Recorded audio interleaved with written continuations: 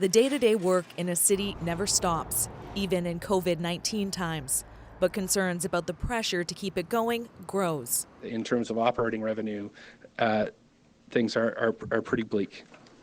Week after week, Vancouver's mayor has been raising the alarm, warning the city can't cope with its $200 million plus budget shortfall. It instantly had to go to service cuts, layoffs.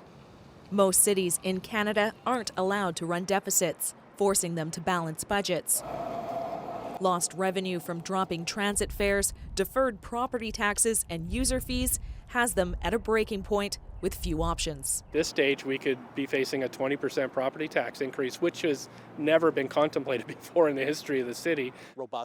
But experts say there is a limit to how much you can tap the taxpayer, especially right now. Taxpayers themselves are also facing a sizable amount of pressure in terms of decreasing income or income that's just disappeared. Well, I think it's going to go from crisis to a real tragedy. Former Mayor and Premier Mike Harcourt says cities were already stretched before COVID-19 and they need help. Financial situation in cities is really dicey and has been for a long time.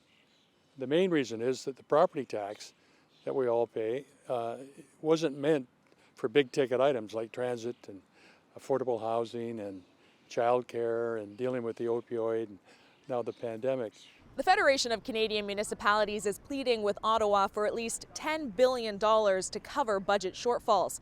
Without it, it says a lot of cities are headed for financial collapse. Renee Filipponi, CBC News, Vancouver.